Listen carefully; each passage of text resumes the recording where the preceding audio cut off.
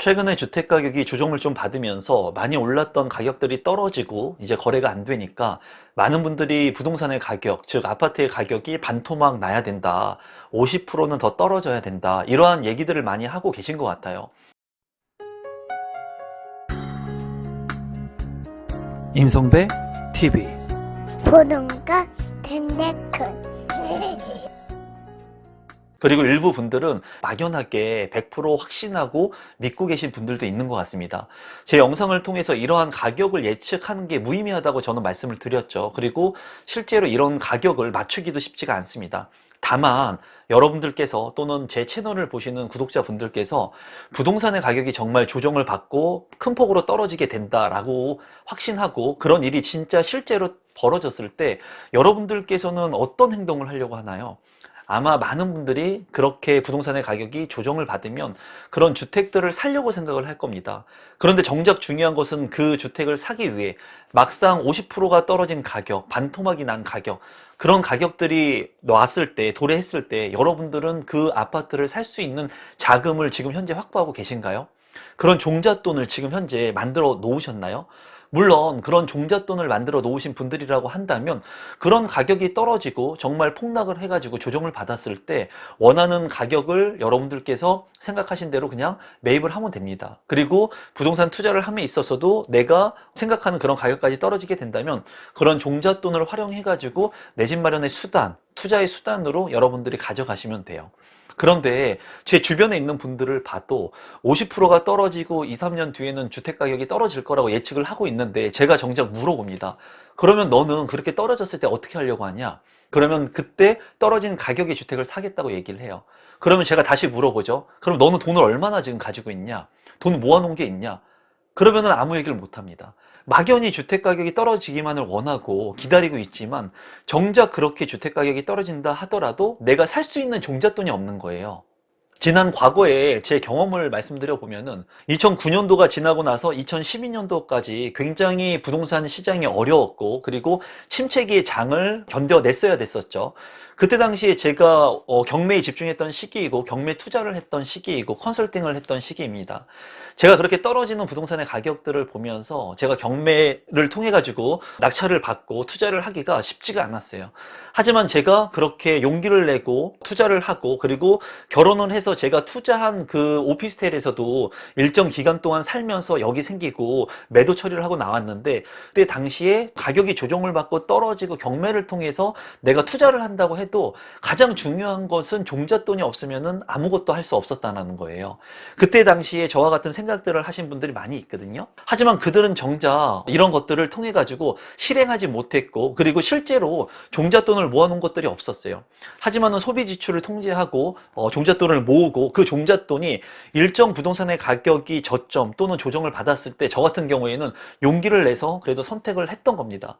지금 현재 부동산의 가격들이 조정을 받고 떨어진다고 했을 때 저는 많은 분들한테 그런 말씀을 드리죠. 기회가 올 수 있다. 그리고 레버리지를 활용하고 내가 가지고 있는 자산을 합쳐가지고 내가 감내할 수 있는 그런 금액에 내 집 마련을 하는 것이 어쩌면 나쁜 선택이 아닐 수 있다. 왜냐면 주택이라고 하는 건 여러분 살 수가 없습니다. 왜? 비싸기 때문에 살 수가 없어요. 월급이 우리가 200만 원, 300만 원 버는데 이 돈을 모아봤자 이 돈을 다 모아가지고 올라가는 자산의 가치를 따라갈 수도 없고요. 그리고 여러분들께서도 다 경험을 해봤지만 옛날 5년 전, 10년 전, 20년 전의 주택 가격하고 지금의 가격하고는 상당히 많이 오른 것을 볼 수가 있죠. 화폐 가치 하락으로 인해 가지고 내가 돈을 모아 가지고 주택을 사기보다는 적정한 규모의 레버리지를 활용해서 내 집 마련을 하거나 또는 자산을 늘려야 되는데 이런 부분들을 레버리지라고 하는 것을 제대로 이해하지 못하는 분들 같은 경우에는 두렵다는 거죠. 그래서 제가 말씀드리는 것은 주택의 가격이 조정을 받고 일부 레버리지를 활용할 수 있고 그리고 내가 정말 주택이 필요하다면 필수제이기 때문에 여러분들께서 무리한 투자를 하라는 것이 아니라 내 집 마련 한 채에는 내가 살 수 있는 시기를 여러분들 스스로 만들 수 있다는 겁니다. 지금 현재 주택 가격이 계속 떨어지거나 조정을 받거나 해가지고 큰 폭으로 떨어질 수도 있어요. 그건 아무도 모르겠죠. 모르겠죠. 그런데 제가 다시 한번 말씀드리지만 이 주택 가격이 떨어진다고 하더라도 이 주택 가격을 통해서 내 집 마련을 하거나 투자할 수 있는 사람들은 누구냐? 종잣돈을 확보하고 있는 사람입니다. 여러분들께서 주택 가격이 떨어지기를 만약에 원하신다면 그만큼의 여러분이 종잣돈을 가지고 있는지 한번 생각해 보세요. 막연히 내가 주택 가격이 떨어지기만을, 대폭락하기만을 기다리는 것이 아니라 정말 내가 준비가 되어 있는 상태, 그리고 내가 마인드 세팅이 되어 있는 상태, 주택의 가격이 조정된다 하더라도 그것을 내가 감내할 수 있는 그 금리 인상이라든가 여러 가지 리스크를 감내할 수 있는 그런 준비가 되어 있는지, 그리고 종잣돈이 확보가 되어 있는지, 이런 부분들을 한번 스스로 체크해 보시면 좋을 것 같아요. 그러면 저는 여러분들한테 이런 말씀을 좀 드려보고 싶어요. 종잣돈을 지금 확보하기 위한 어떤 수단들을 여러분들이 선택할 수 있냐, 한 번쯤 생각해 보셔야 된다는 거예요. 막연히 옆집 아빠도, 앞집 아빠도, 철이네 아빠도, 순이네 아빠도 모두 주택가격이 떨어진다고 하고 그리고 폭락할 거라고 하니까 막연히 주택가격이 떨어지기만을 기다리는 것이 아니라 내가 현금을 확보할 수 있는 금액이 얼마 있는지, 그리고 이 현금 확보의 수단을 어떻게 해가지고 만들어야 되는지를 고민해 보셔야 된다는 거죠. 이제 앞으로 주택의 가격이 하염없이 떨어질 것 같고 뭐 30%, 50% 떨어질 것 같은데 이 시기가 3년, 5년 이 정도 있다가 정말 실현될 것 같은데 여러분들께서 만약에 모아놓은 종잣돈이 없다면 이런 주택의 가격이 떨어지는 거 역시 아무런 의미가 없습니다. 다주택자들이나 아니면은 투자를 하는 사람들이 나중에 이런 주택 가격이 떨어지면은 또다시 사게 될 거예요. 그렇기 때문에 만약에 이 영상을 보시는 분들이 자금이 만약에 준비가 되어 있지 않다면 지금 이런 자금들을 어떻게 내가 마련할 건가에 대한 고민을 정말 심도 있게 해봐야 됩니다. 그래서 만약에 내가 전세를 살고 있다면 월세를 살면서 이 전세 자금을 내가 종잣돈으로 확보할 수도 있겠죠. 물론 이런 선택은 좋은 선택이라고 보여지진 않아요. 다만 종잣돈이 정말 없고 지금 현재 내가 받는 월급으로 인해서 돈을 모으거나 저축을 하기 힘드신 분들 같은 경우에는 내가 살고 있는 집을 통해 가지고 종잣돈을 확보할 수 있는 방법이 월세로 대처해서 살면서 전세 자금 또는 전세금을 확보하는 수단이 나중에는 이런 주택 가격이 떨어졌을 때 내가 선택을 할 수 있고 계약을 할 수 있는 자금으로 활용할 수 있다. 그렇기 때문에 그런 어떻게 보면 포트폴리오 또는 내가 활용할 수 있는 자금을 이렇게라도 마련할 수 있는 방법이 있구나, 또는 이런 실행을 하기 위해서 준비를 해야 되겠구나 정도는 생각을 하셔야 된다는 거죠. 또는 내가 소득을 늘릴 수 있는 구간이 있다면 그런 소득을 늘릴 수 있는 구간을 만들어 가지고 종잣돈을 확보해야 되는 시기가 맞습니다.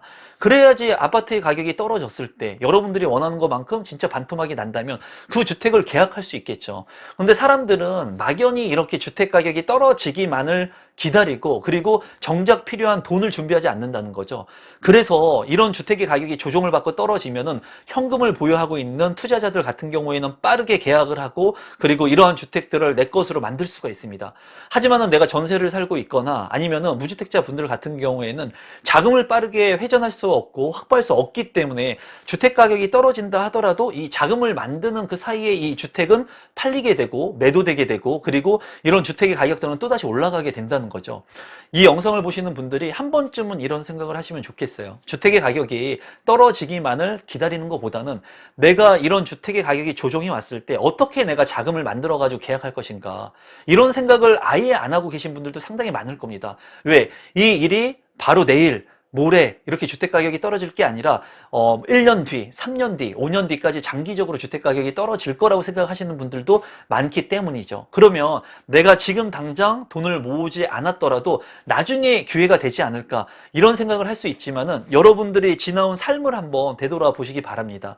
1년 전, 2년 전, 5년 전, 10년 전 얼마나 빨리 지나갔습니까?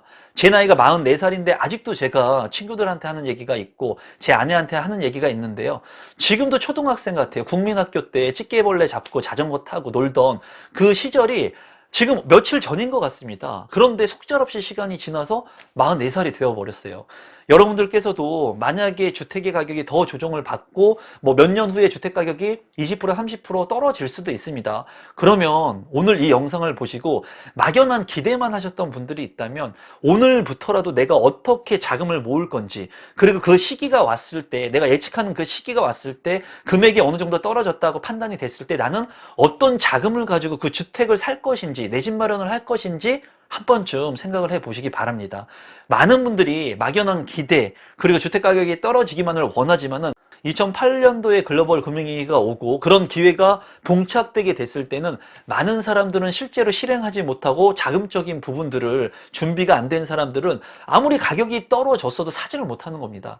그래서 지금 현재는 현금을 많이 확보해야 된다라는 얘기들을 많이 하죠. 그리고 현금을 확보한 후에 만약에 내가 주택 가격이 더 떨어질 것 같다, 그러신 분들 같은 경우에는 지금부터라도 소비 절제를 하시고 지출을 절제해가지고 돈을 더 많이 모아야 되겠죠. 투자 같은 경우, 내 집 마련을 하는 경우에도 항상 제가 말씀드리는 게 있죠. 1,000만 원짜리 집보다는 1억짜리 집이 리스크가 없습니다. 1억짜리 집보다는 10억짜리 집을 샀을 때 리스크가 없어요. 아파트 같은 경우에는 이제 자산이 크면 클수록, 그리고 규모가 비싸면 비쌀수록 이런 리스크가 굉장히 적습니다.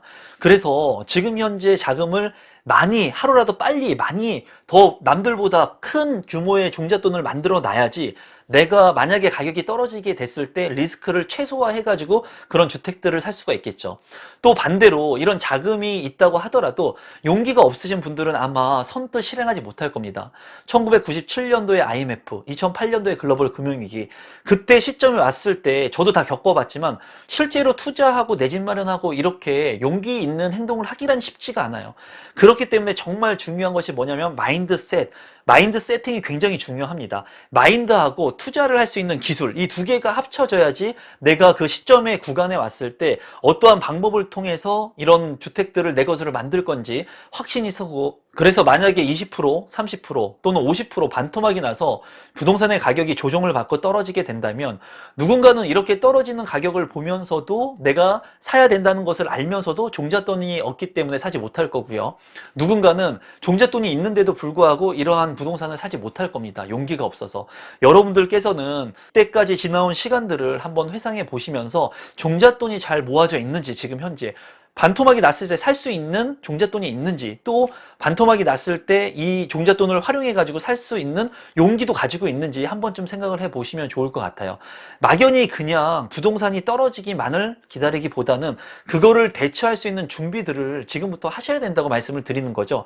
누구나 다 부동산의 가격이 조정을 받고 떨어지기를 원하지만 소비 절제를 하면서 내가 가지고 있는 돈을, 종잣돈을 활용해 가지고 이제 이 화살을 관역을 통해서 날리려고 하는 사람들은 많이 없을 거예요.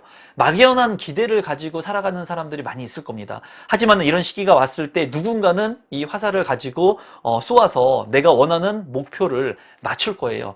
이 영상을 보시는 분들이 본인이 원하는 목표를 맞출 수 있는 그런 분들이 되실 거라고 믿습니다. 저 역시도 소비 절제를 통해 가지고 만약에 이런 시점이 온다면 저도 용기를 내서 또다시 무언가를 행동하려고 노력할 겁니다. 그리고 앞으로 부동산의 완화 정책들이 나올 것으로 예상이 되기 때문에 좀 더 폭넓은 기회가 만들어질 수도 있다고 개인적으로는 생각을 하거든요. 지금 현재 여러분들이 있는 시점에서 여러분들이 가지고 있는 자금들, 그리고 여러분들이 원하는 지역들, 그리고 여러분들이 원하는 아파트들은 어떤 것인지, 부동산은 어떤 것이 있는지 한 번쯤 체크를 해 보시고요. 그리고 원하는 시점 안에 내가 얼마를 모을 수 있는지, 그리고 그 돈을 모았을 때 그 돈을 통해서 용기 있게 내가 무언가를 결정할 수 있는 그런 마인드 세팅을 위한 공부들을 하고 있는지 한 번쯤 되돌아보셨으면 좋겠습니다. 너무나 많은 언론 매체에서 폭락에 대한 얘기들을 다루고요. 유튜버 분들도 이제 폭락에 대한 얘기들을 많이 다뤄요. 왜냐하면 지금 현재 많은 사람들이 폭락을 원하고 폭락이 됐을 때 많은 사람들의 관심을 받고 이슈가 되기 때문에 어떻게 보면은 이런 자극적인 영상들이 많이 나오는 것 같기도 하거든요. 그리고 물론 이렇게 폭락이 될 수도 있습니다. 여러분들께서 이런 영상들을 보면서 그냥 흘려보내지 마시고 지금부터라도 내가 준비할 수 있는, 폭락이 왔을 때 실제로 그런 부동산들을 살 수 있는 종잣돈을 확인해 보시고 그런 용기들을 배양하기 위해서 부동산 공부를 좀 더 면밀하게 심도 있게 하시면 좋을 것 같습니다. 실제로 이런 기회들이 왔을 때 행동하거나 이런 부동산을 내 것으로 만드는 사람들은 극소수일 겁니다. 이게 여러분들이 될지 제가 될지 그건 아무도 알 수가 없겠죠. 지금부터라도 공부하고 준비하면 이런 기회가 만약에 오게 된다면 여러분들께서 용기를 낼 수 있고 저 역시도 용기를 낼 수 있을 거라고 생각을 해요. 그래서 지금 현 상황에서는 소비 지출을 줄이면서 들어가서 종잣돈을 모으고 공부를 많이 해야 되는 그런 시점이라고 생각이 듭니다. 뭐 평생 공부를 많이 해야 되겠지만은 여러분들께서도 너무 거창하게 생각하지 마시고 부동산 주변에 있는 서적이라도 몇 권 사서 보시던가 아니면 주변에 있는 도서관에서 빌려가지고 옆에 항상 책을 놔두고 보시면서 현재의 상황들을 체크해 보시고 거기에 있는 내용들을 토대로 내가 할 수 있는 것들을 지금부터라도 하나 두 개씩 준비하면 좋을 것 같습니다. 오늘도 마지막까지 제 영상 시청해 주셔서 감사드리고요. 무조건 폭락을 외치기보다는 거기에 어떻게 대비할 건가를 다시 한 번쯤 생각해 보시는 구독자분들이 됐으면 좋겠습니다. 오늘 영상은 이것으로 마무리 짓도록 하겠습니다. 고맙습니다.